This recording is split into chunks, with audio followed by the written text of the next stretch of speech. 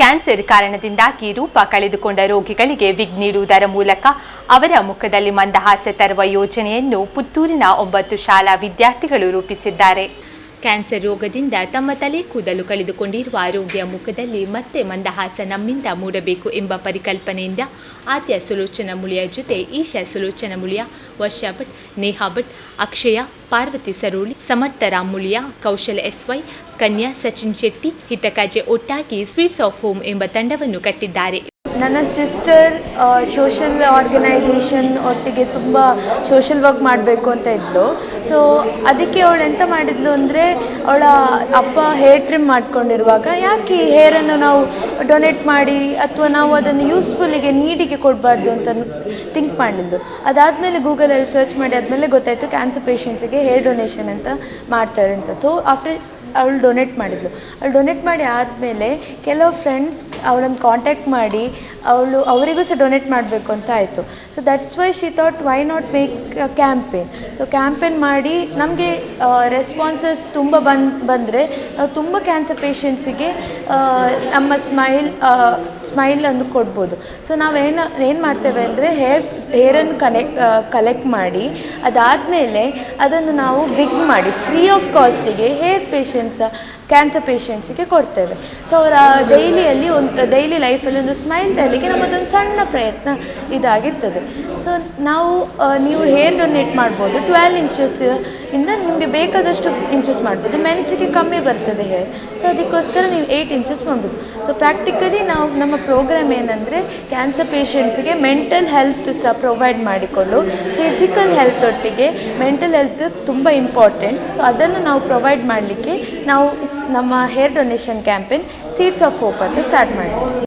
ವಿದ್ಯಾರ್ಥಿಗಳ ತಂಡಕ್ಕೆ ಸಾಥ್ ನೀಡಲು 6 ಸಂಸ್ಥೆಗಳಾದ ಮುಳಿಯ ಪ್ರತಿಷ್ಠಾನ, rotary Puttur city, JC red Puttur, ladies beauty association, hair ಕ್ರಮ್ ಸಂಸ್ಥೆಗಳು ಕೈ ಜೋಡಿಸಿ ಶ್ರಮಿಸುತ್ತಿದೆ.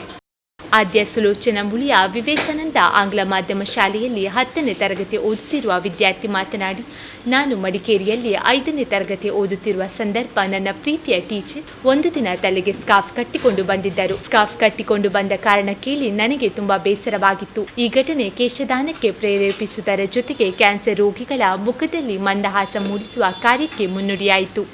ರಕ್ತದಾನ, ಅಂಗದಾನ ಇದರಂತೆ ಕೇಶದಾನ ಮಾಡುವ ಅಪರೂಪದ ಕಾರ್ಯಕ್ರಮದಲ್ಲಿ ಮೊದಲು ಟೀಮ್ ಸದಸ್ಯರು ಬಂಧು ಬಳಗದವರೊಂದಿಗೆ ಗೆಳೆಯರೊಂದಿಗೆ ಚರ್ಚಿಸಿ ಕೂದಲು ಶೇಖರಣೆ ಮಾಡಲು ಹುರಿದುಂಬಿಸಲಾಯಿತು.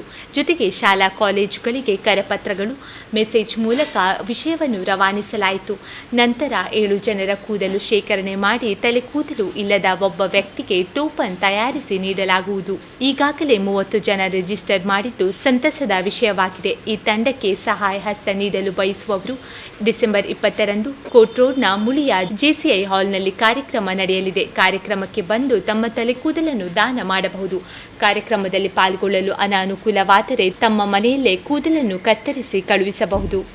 Our founder director, Ms. Adya Sulochana, she had a teacher in her old school who was suffering from cancer. So she was very sad about her that she was not being able to enjoy the beauty of her hair.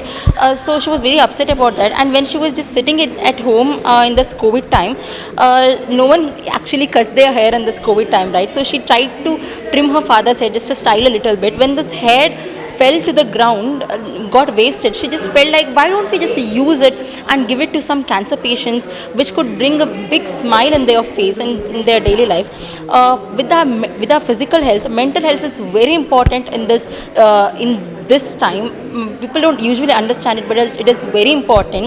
When doctors take care about the physical health of these cancer patients, we try to give a little smile to this cancer patients by taking care of their mental health, by providing them wigs.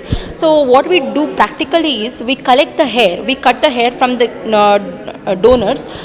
Sometimes the donors cut it and send it to us voluntarily.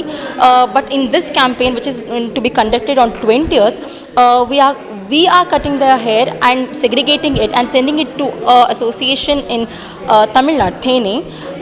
They are going to prepare a wig out of it and provide to the most of the known cancer patients who are suffering from this hair loss. We Our founder director has built a team of 9 members with one objective, and with the help of 6 associations, six social organizations in Puttur. So I request all of you men to donate at least 8 inches of hair, and for women to donate 12 inches of hair, which will really bring a huge smile and immeasurable amount of smile in a cancer fighters. ನೋಡಿ, ಒಂದು ಹಳ್ಳಿಯ ಮಕ್ಕಳು ಈ corona ಟೈಮಲ್ಲಿ 9-10 ಜನ ಸೇರಿಕೊಂಡು ಊರಿನವರ ಕೆಲವು donations ಎಲ್ಲ ತಗೊಳ್ಳುವ ವ್ಯವಸ್ಥೆ ಜೊತೆಗೆ ಒಂದು ಕಾನ್ಸೆಪ್ಟ್, ರಕ್ತದಾನ, ಅಂಗದಾನ ಮಾಡುವ ಹಾಗೆ ಒಂದು ಕೂದಲು ದಾನ ಮಾಡುವಂಥ ಒಂದು ಯೋಜನೆ ಹಾಕಿಕೊಂಡದ್ದು ನಿಜವಾಗಿಯೂ ಮೆಚ್ಚತಕ್ಕದ್ದು. ನನ್ನ ಪ್ರಕಾರ ನಮ್ಮ ರಾಜ್ಯದ ಜಿಲ್ಲೆಯಾದ್ಯಂತ ಪ್ರತಿ ಜಿಲ್ಲೆಯಲ್ಲಿ ಶಾಲೆಗಳ ಮಕ್ಕಳು 10ನೇ ಕ್ಲಾಸು PUC ಮಕ್ಕಳು ಇಂಥ ಒಂದು ಕಾನ್ಸೆಪ್ಟನ್ನು ಇನಿಷಿಯೇಟ್ ಮಾಡಬೇಕು. ಮಾಡಿದಾಗ ಮಾತ್ರ ಈ ಸಮಾಜಮುಖಿ ಕೆಲಸ ಮಾತ್ರ ಮುಂದುವರಿಯುತ್ತೆ. ಇಲ್ಲದಿದ್ದರೆ ನಾವು ಪ್ರಾಬ್ಲಮ್ಗಳನ್ನು ಮಾತ್ರ ಮಾತಾಡ್ತೇವೆ. ಒಳ್ಳೆ ಕೆಲಸ ಮಾಡುವ ಹಿನ್ನೆಲೆಯಲ್ಲಿ ಈ ಮಕ್ಕಳಿಗೆ ಒಂದು ಈ ಸ್ಟೋರಿ ಇನ್ಸ್ಪೈರ್ ಆಗಬೇಕು ಅಂತ ನನ್ನ ಅನಿಸಿಕೆ.